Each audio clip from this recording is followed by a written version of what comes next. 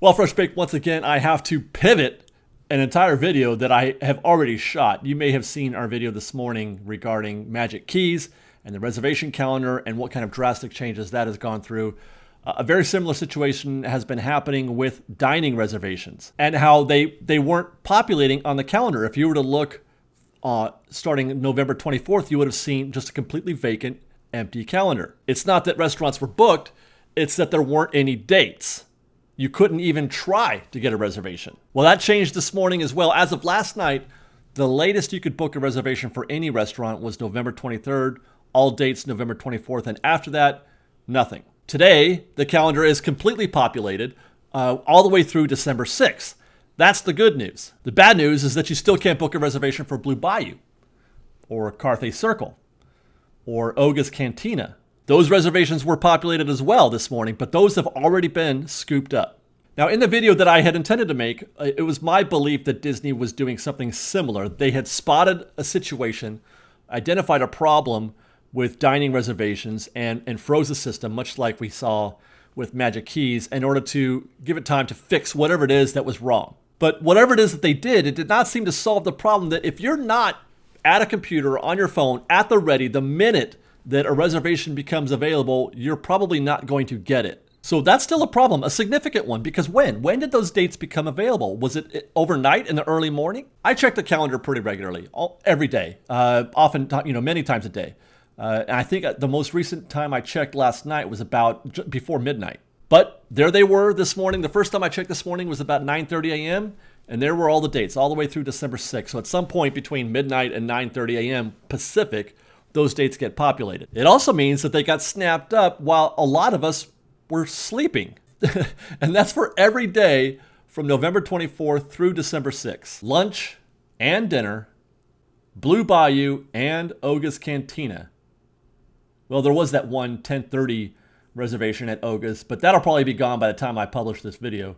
I checked every single day, both dinner and lunch. Both restaurants, I checked every single one, gone except for that one reservation.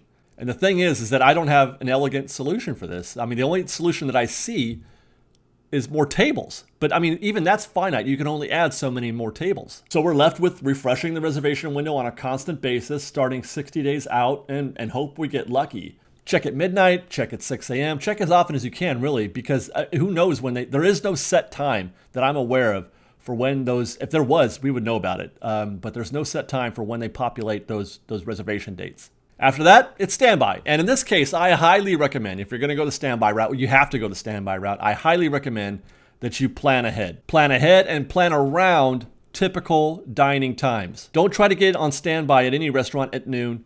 Don't try to get on standby at 6 p.m. Show up at Cafe Orleans at 11 a.m. or 4 p.m. Show up at Blue Bayou at 10 a.m. or 3 p.m. There's also the Disneyland app, which does have the ability to join the mobile wait list through the app. You don't have to go all the way to the counter.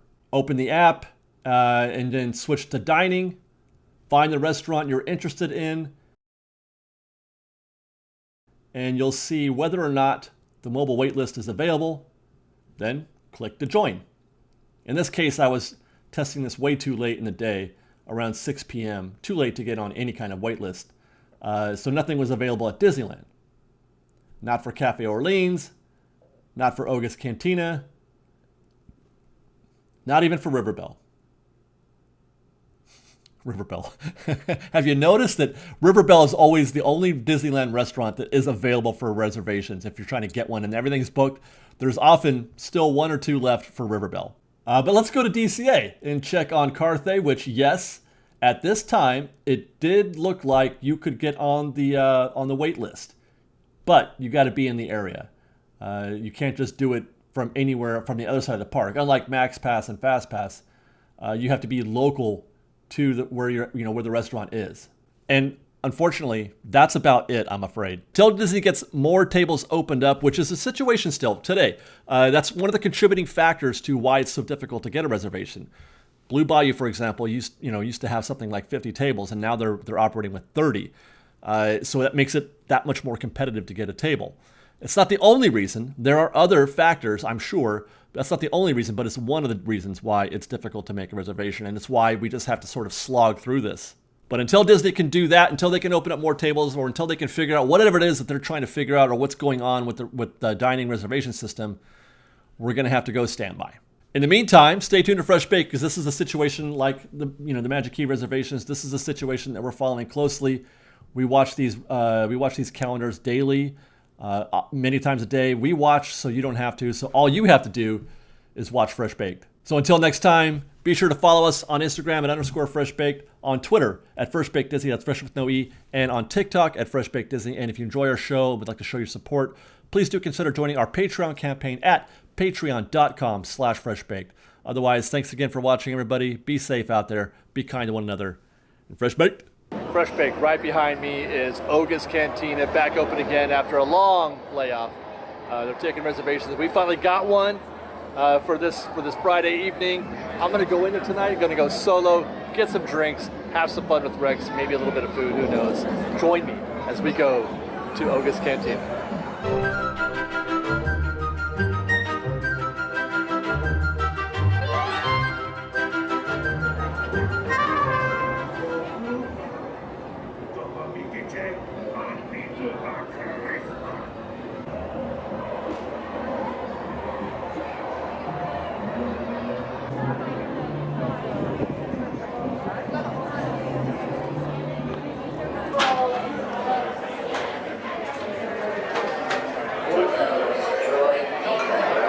All right, booth 33. Well, we've made it inside. Hopefully you guys can hear me because it's super loud. You got Rex in the background there playing favorite hits. I'm not sure if you can see him. He's a little bit out of frame. But anyway, we're inside Oga's Cantina. Got a booth, which is great. And by the way, before I even get into that, I found out that a lot of people have been wondering why it's so hard to get a reservation at Oga's Cantina. And part of it is because it's super popular and everybody wants to get in there. It's very, it's a big ask, it's a big request. But they've had a change in policy. This also adds to the difficulty in getting a table or getting a reservation. I spoke quick. If you book a reservation online, you get an actual time and date that guarantees you a table. So they're only reserving tables. They're not reserving any of the standing room space out here, at the bar. They're reserving that. I mean, if you come in at 6:10 and you ask for, tabletop or bar top, they'll give you bar top. But the bar top is generally going to be for, I think, the folks in standby, which is great news for standby guests also. I think it's a win for both in the sense that if you do happen to get a reservation and you've gone through that much trouble and effort, then you are going to get a table, which is good, especially if you have a group. But doing it this way gives you more people to get in off the street and do bar top. So quick info for you there. Now, having said that, we have scanned the app and we're trying to find out. I'm going to eat because I'm hungry and I want to drink because I'm thirsty. I'm probably going to do a beer and probably a mixed drink. But really, the only food you can get here is a snack. That's the batu bits, and then the hoppa-board sampler, which is like a charcuterie board, which is what I'm going to probably wind up getting. And I'm going to try to eat that whole thing by myself. By the way, I'm going solo today. Liz was supposed to join me, but it didn't work out. Sophia is sick and she's staying home with the baby, so that didn't work out. So we're going to get the sampler, and I'm going to start off with a concoction with alcohol, and I'm immediately drawn to a fuzzy tauntaun because I do like myself a vodka drink. Then they have the Taco Donna Quencher, which is a Bacardi Dragonberry rum, a Jedi Mind Trick, which is Kettle One Botanical Grapefruit and Rose Vodka. I do like the Jedi Mind Trick. The Outer Rim. We're making this really hard. Patron. Acai liquor, liqueur, lime drink. Okay, the Outer Rim sounds really good. Bloody Rancor, which is another vodka drink. It looks like it's a Bloody Mary, basically. Oh my God, I love a Bloody Mary too. I'm gonna have. How many of these do you think I can do tonight? I'm gonna walk out of here a little bit. I don't even know what the Star Wars term is for a drink. Croissant cooler, no. And the no. Oh, it's served in an Angor mug. I thought maybe it'd serve 3 people. I think I'm gonna go for the Outer Rim. And that is the Hapabor sampler, which is a variety of cured meats and cheeses. I was going to try to identify these things, but what's online, they only say meats and cheeses on the Design app, and what's online suggests that there was more to this than there used to be. So I'm only seeing 2 kinds of cheese, and I'm not even sure. That looks like Parmesan to me, but I'm not positive. That looks like prosciutto, and I don't even know. So I'm just going to eat it and decide whether or not it tastes good. But I am looking forward to trying, the mustard here, and I don't even know what that dip is right there, and of course the pork rinds.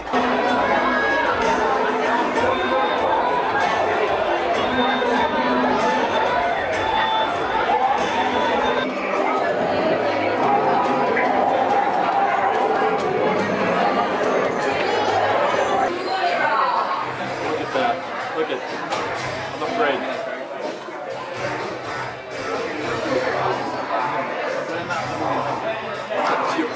Fruit puree on top.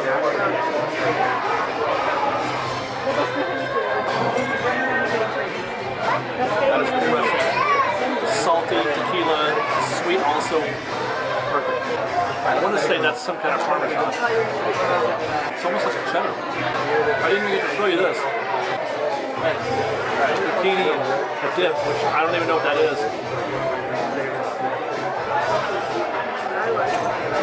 It's like hummus. I'm trying a little prosciutto with the mustard.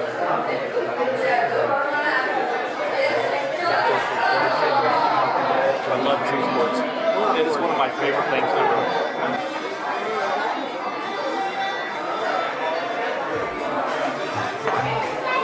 I'll tell you what.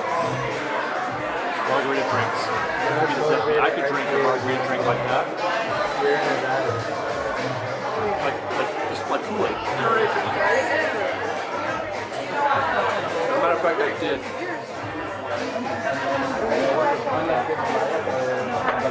When we were at Vegas drinking poolside, they were serving their drinks in 32-ounce cups. I had 2 of those. I had 32-ounce Bloody Mary, and some of them 32-ounce vodka drink that I can't remember the name of now. But I've never had an alcoholic drink served in like a big gulp container. This is outstanding. I love it.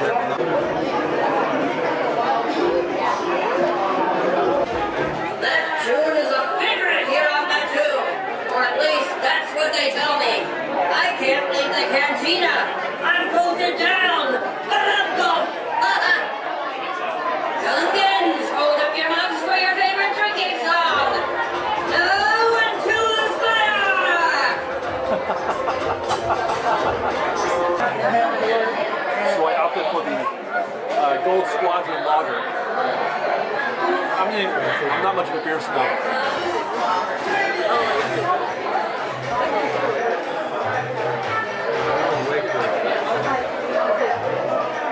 Yeah, that is refreshing. So I have to say that I really like Galaxy's Edge. I really do. I love Galaxy's Edge from the moment that this place opened. I was all about it.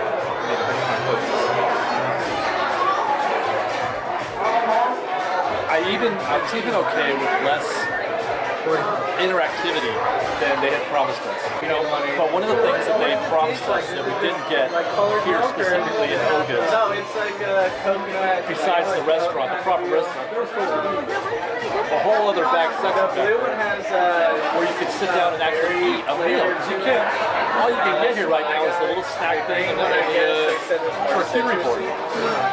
But we were also told that we'd have some interactivity with, cats in here. The story they kept telling was that if you don't fly the smuggler's run, if you don't fly the Falcon correctly, or crash the Falcon, somebody might show up as part of your personality in your profile. And somebody might show up here in the cantina and give you the what for crashing the Falcon. I don't know if I'm expecting that exactly, but just to have characters in here, I really feel like they need to have characters in here.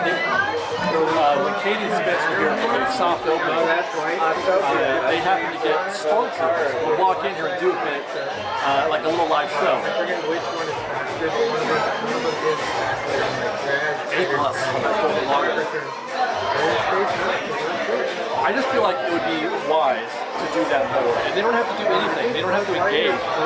Just go in and walk around, look sinister. Have a guy post it like what's his name? The Ranger from Lord of the Rings. Just posted in the back of the bar back there. You know, just sitting in the corner smoking his pipe, looking like he's a bad dude. And he doesn't even have to do anything. They don't have to interact. But have some characters in there. Have a character behind the bar, behind the bar. Have a bouncer or something. Get pictures of this again. I really feel like that's needed, and that's the one thing of all the things that they didn't do at Galaxy's Edge that I'm kind of upset about. The other things I understand, I get budgets, etc. I would have liked a third attraction. I would have liked more interactivity out there, you know, or cosplay, but LARPing. But I understand, and that's actually a conversation that that was one of the topics that Bonnie and I have been playing around with for our podcast. Was how Disney might have overplayed their interactivity camp, thinking their guests wanted that. They thought they wanted the guests to be part of the show, and I don't think that's true at all. They actually want a more passive experience. They want the show to happen to them. They don't want to be part of the show. That's why I'm suggesting that they have just the characters go through here, but not necessarily talk and interact with us, which is, you know, bingo.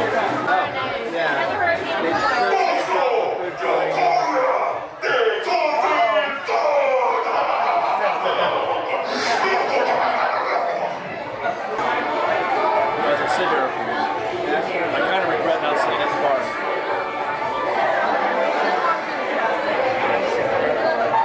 I was glad initially when they said you get a table because you made a reservation.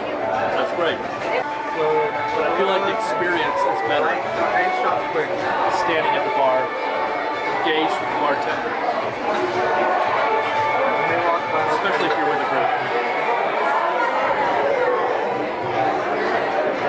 Well, there you go, guys. That's Oga's Cantina.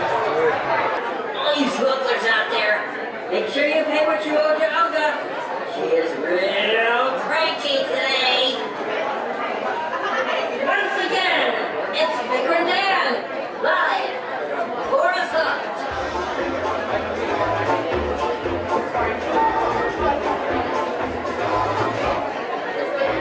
And there you go, guys. Oga's Cantina. A good time was had by all, even if that all was just me. But that's okay. We had a great time. 2 drinks, a charcuterie board, a little bit of entertainment with Rex. Oga's Cantina, it's actually easier than you think to get in there. If you don't get a reservation, as we talked about inside, just get in here and get in, you know, talk to this guy right here. That's Rock. Talk to Rock, he'll help you get in there on standby. There's more room in standby than you think. Just come down here whenever you feel like it. It may take an hour or whatever, but it's possible. It's possible. Don't stress out if you don't get that reservation.